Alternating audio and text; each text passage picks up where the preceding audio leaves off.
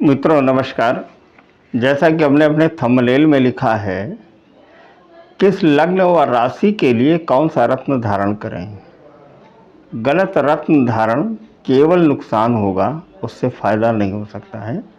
तो मित्रों, आज इस वीडियो में हम बात करेंगे 12 राशियों की संपूर्ण जानकारी कि किस राशि के लिए कौन सा रत्न हमें धारण करना चाहिए।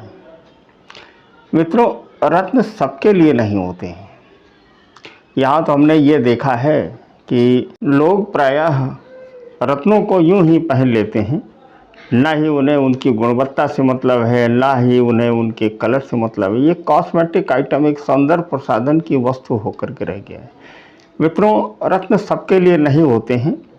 वे सुंदरता की वस्तु न होकर प्राणवान ऊर्जा के स्रोत के रूप में कार्य करते हैं, लेकिन उनका चयन अपने लिए अपने लग्न की राशि के अनुसार करना चाहिए, अन्यथा प्रतिकूल रत्न किसी भी सीमा तक प्रतिकूल प्रभाव डाल सकता है। हमारी इस बात को समझिए।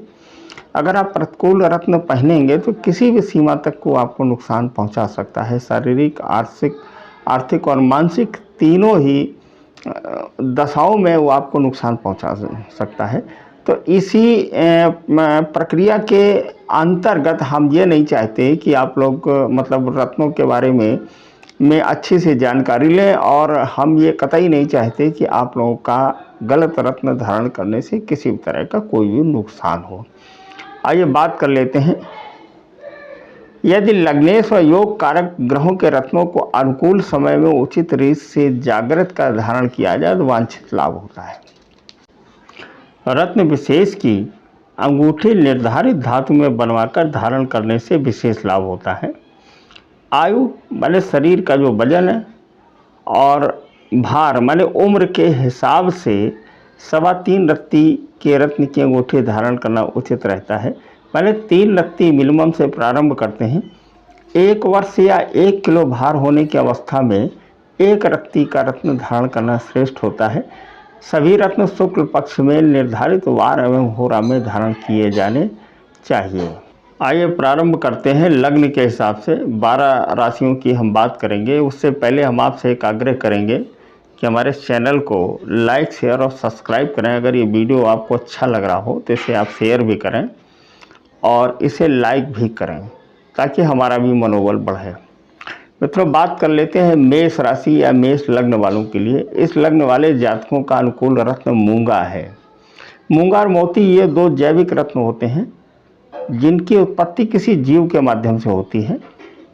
इन्हें शुक्ल पक्ष में किसी मंगलवार को मंगल की होरा में निम्न मंत्र, माने एक मंत्र मैं आपको जो बता रहा हूँ, मंत्र से जागृत कर सोने की में अनामिका उंगली में धारण करना चाहिए। मंत्र ओम भौम भौमाय नमः। मंत्र फिर से एक बार समझ लीजिए, ओम भौम भौमाय नमः। अब इससे लाभ क्या होगा ये भी समझ लेते हैं। मूंगा धारण करने से रक्त साफ होता है, और रक्त साहस और बल में वृद्धि होती है। खून में जो रक्त कणिकाएं होती हैं, इनमें बढ़ोतरी होती है। महिलाओं में शीघ्र विवाह में सहयोग मिलता है। प्रेत बाधा से मुक्ति मिलती है। बच्चों में नज़र दोष से मुक्ति मिलती है। अतः जिन बच्चों को ज़्यादा नज़र लगती है उन्हें मूंगा का लॉकेट पहनाना चाहिए। वृश्चिक लग्न वाले भी इसे धारण कर सकते हैं। मित्रों देखिए, मेष और वृश्चिक की हमने बात कर ली। अब दूसरे नंबर की जो राशि होती है वृष लग्न। वृष लग्न का स्वामी शुक्र है। इस लग्न वाले जातकों के लिए अनुकूल रत्न हीरा है तथा राजयोग कारक रत्न नीलम है। इनके लिए 2 रत्न निकल करके आते हैं, हीरा और नीलम। हीरा को शुक्ल पक्ष में किसी शुक्रवार को शुक्र की होरा में जागृत कर धारण करें। मंत्र मैं बता देता हूँ, ओम सुम शुक्राय नमः। माने ओम, सा में छोटे ऊ की मात्रा, ऊपर चंद्रबिंदी, शुक्राय नमः। इस मंत्र का जाप करें। अब लाभ समझ लेते हैं क्या इससे लाभ होना है। वृष लग्न वालों के लिए अगर हीरा वो धारण करते हैं, हीरा धारण करने से स्वास्थ्य व साहस प्रदान उन्हें मिलता है, क्योंकि इनका लग्नेश है। व्यक्ति समझदार बनता है, शीघ्र विवाह हो जाता है, अग्नि भय व चोरी से लाभ मिलता है। महिलाओं में गर्भाशय के जो रोग होते हैं इनमें माने दवा शीघ्र असर करती है। देखिए, केवल रत्नों के सहारे ही आप न रहें कि हमने रत्न बता दिया, रत्न आपने पहन लिया और इलाज कराना बंद कर दिया, कतई ना करें। पुरुषों में जो कमजोरी होती है इससे इन्हें लाभ मिलता है। पुत्र की कामना रखने वाली महिलाओं को हीरा धारण नहीं करना चाहिए। अतः ये महिलाएं जो पुत्र संतान चाहती हैं या इनके पुत्र संतान है, उन्हें परीक्षण के उपरांत ही हीरा धारण करें। इससे तुला लग्न वाले जातक भी धारण कर सकते हैं। हमने 2 राशियों की बात की, वृष और तुला के बारे में। देखिए, महिलाओं को शुक्र रत्न का हीरा नहीं पहनना चाहिए। अगर उन्हें कोई संतान नहीं है, अगर संतान वो चाहती हैं तो उन्हें न करें, या कुंडली का विशेष परीक्षण कराएं और विशेष किसी योग्य आचार से, और हीरे का परीक्षण कर रहे हैं इसके बाद पहने। लेकिन आजकल तो प्रचलन में आ गया है, महिलाएं ज़्यादातर हीरा पहनती हैं। महिलाओं को ये देखा गया है कि हीरा वो ज़्यादातर पहनती हैं। ख़ास तौर से जिनका विवाह नहीं हुआ है उन महिलाओं को आचार्य भी सलाह दे देते हैं कि हीरा पहने, और हीरे की अंगूठी से तो आजकल एंगेजमेंट होता है, नहीं पहनना चाहिए। अब बात कर लेते हैं मिथुन लग्न की। इनका स्वामी बुध है। ऐसे जातकों का जो अनुकूल रत्न है वो पन्ना है। पन्ना हरे रंग का रत्न होता है। इसका रंग बिल्कुल सुबह पंखी माने जो तोता है, इनका जो पंखों का जो कलर है बिल्कुल बहुत ही बढ़िया है। ऐसा लगता है जैसे इसके अंदर हरे रंग का शहद भरा हो। बुद्ध की होरा में एक मंत्र है, ओम बुम बुद्धाय नमः। इस मंत्र का जाप करें और इसे पहनें। अब इसके लाभ देख लेते हैं, क्या लाभ है। पन्ना एक तो निर्धनता को दूर कर मन की को शांति प्रदान करता है। प्रायः पन्ना का इस्तेमाल लोग व्यापार वृद्धि के लिए करते हैं, धन के लिए कर। खांसी व अन्य गले संबंधी बीमारियों को भी दूर करता है। चंचल चित्त वृत्तियों को शांत करता है और काम क्रोध आदि मानसिक विकारों को दूर करके विवेक को बढ़ाता है। कन्या लग्न वाले भी इस रत्न को धारण करें, क्योंकि कन्या लग्न का स्वामी भी बुध है। तो अभी हमने मिथुन और कन्या दोनों लग्नों की बात कर ली है। अब बात कर लेते हैं कर्क लग्न की। कर्क लग्न का स्वामी चंद्रमा है। इस लग्न वाले जातकों का अनुकूल रत्न ही माफ कीजिएगा मोती होता है। ये जैविक रत्न है, किसी जीव के माध्यम से बनता है। इसे सोमवार के दिन चंद्र की होरा में इसे पहनना चाहिए। चंद्रमा की जो होरा होती है इसमें इसे पहनने से पहले इस मंत्र को गाय के दूध से और गंगा जल से शुद्ध करें, और एक मंत्र है ओम सोम सोमाय नमः। इस मंत्र का जाप करें और इसे सोमवार को धारण करें।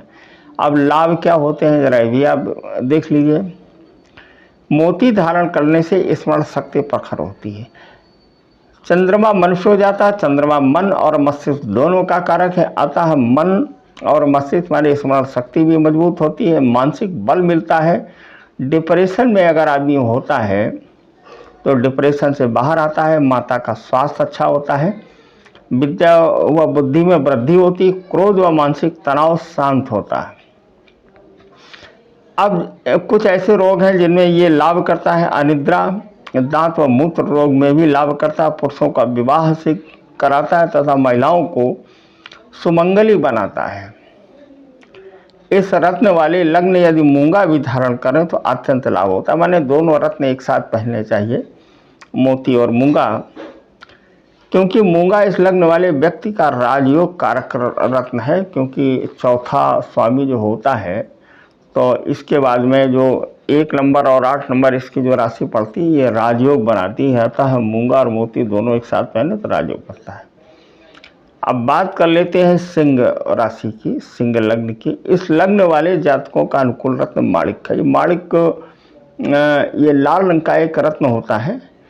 इसे रविवार को प्रायः रवि की होरा में ही धारण करना चाहिए। और इसकी जो धातु है, धातु इसकी तांबा है, तांबे में इसको पहने। देखिए मोती की धातु चांदी है तो चांदी में धारण करना चाहिए, और माणिक को तांबे में पहने। एक मंत्र है ओम ग्रहण सूर्याय नमः। इस मंत्र का जाप भी करें, कम से कम 1 माला। अब लाभ क्या होते हैं माणिक के धारण करने? माणिक धारण करने से व्यक्ति में साहस, माने चूंकि सूर्य का कारक है, जब व्यक्ति का सूर्य ग्रहों के राजा मजबूत होंगे तो साहस बनेगा, भय दुख व अन्य व्याधियों से का नाश हो जाता है। नौकरी में उच्च पद व प्रतिष्ठा प्राप्त होती है, क्योंकि जो सूर्य है वो अधिकारियों को रिप्रेजेंट करता है, अधिकारियों का कारक है, तो इससे अफसरों में और अधिकारियों से संबंध तालमेल ठीक बैठता है। इससे हड्डी, सूर्य चूँकि अस्थि को भी रिप्रेजेंट करता है, गवर्न करता है, तो हड्डियों का कारक, अतः हड्डियों के रोग में भी माणिक का एक बहुत बड़ा योगदान है। अब इस लग्न वाले जातकों को चाहिए, ये सिंह लग्न वाले जातकों को, कि इसके साथ में मूंगा भी पहने तो अत्यंत लाभ होगा, क्योंकि मूंगा राजयोग कारक है। अब बात कर लेते हैं धनु लग्न की। धनु लग्न वाले जातकों का अनुकूल रत्न पुखराज है, जिन्हें शुक्ल पक्ष के किसी गुरुवार को प्रातः गुरु की होरा में धारण करना चाहिए। मंत्र मैं जो है बता देता हूँ। ओम ब्रह्म बृहस्पति नमः, इस मंत्र का कम से कम 1 माला जाप करें और इस मंत्र को, इस रत्न को धारण करें। अब लाभ बता देते हैं क्या होंगे। पुखराज धारण करने से बल, बुद्धि, ज्ञान, यज्ञ व मान सम्मान में वृद्धि होती है, क्योंकि जो गुरु हैं हमारे गुरुदेव, देवगुरु, ये बुद्धि, ज्ञान, यज्ञ और सम्मान, प्रतिष्ठा, त्वचा के कारक हैं, ये हार्ट के कारक हैं, ये संतान के कारक हैं। अतः ये पुखराज पहनने से गुरु के प्रभाव में वृद्धि होगी और इन सारी चीज़ों को लाभ मिलेगा। अजीर्ण, और महिलाओं को एक प्रदर नाम का एक रोग होता है, ये कैंसर व चर्म रोग से भी मुक्ति मिलेगी। मिथुन, कन्या, वृश्चिक, धनु, कुंभ व मीन लग्न वाले व्यक्तियों को भी पुखराज धारण कर सकते हैं। वृष, कर्क, सिंह, तुला और मकर लग्न वाले जातक पुखराज धारण ना ही करें तो ज़्यादा बढ़िया है। कारण है उसका कि मेष लग्न वाले जातकों के लिए को भी पुखराज वर्जित है, नहीं इन्हें पहनना चाहिए। कि मेष लग्न वाले जातकों के लिए 9 नंबर और 12 नंबर माने 12वें स्थान का भी स्वामी बनता है। आइए बात कर लेते हैं मकर राशि की, मकर लग्न की।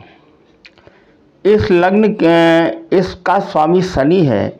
इस लग्न वालों के लिए अनुकूल रत्न कौन सा है? नीलम है, जिसे शनिवार के दिन प्रातः शनि की होरा में धारण करें। एक मंत्र ओम सम शनैश्चराय नमः, इस मंत्र का जाप करें और इसे पहने।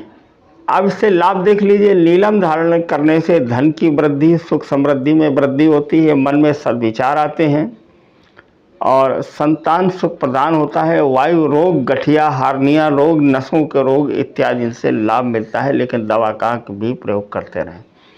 नीलम को धारण करने से पूर्व परीक्षण अवश्य करा लें, क्योंकि इसके बारे में एक भ्रांति है, तो कम से कम मन को शांति मिल जाएगी। इसका परीक्षण कराएं। कुंडली का एक विशेष रूप से विश्लेषण भी कराएं कि हमें नीलम सूट करेगा नहीं, इसके बाद में आप इसे पहनें।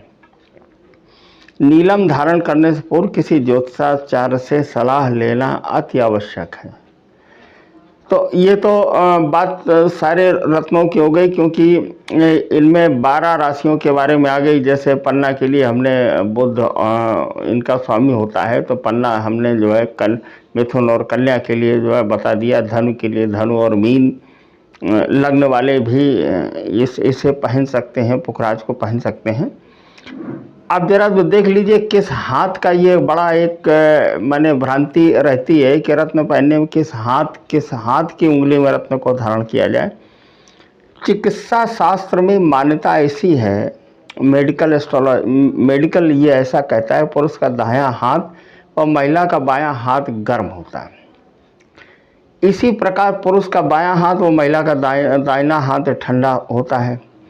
रत्न भी अपनी प्रकृति के अनुसार ठंडे व गर्म होते हैं। यदि ठंडे रत्न ठंडे हाथ में व गर्म रत्न गर्म हाथ में धारण किए जाएं तो उन्हें आशातीत लाभ मिलता है। कौन कौन से जो रत्न हैं जरा देख लीजिए।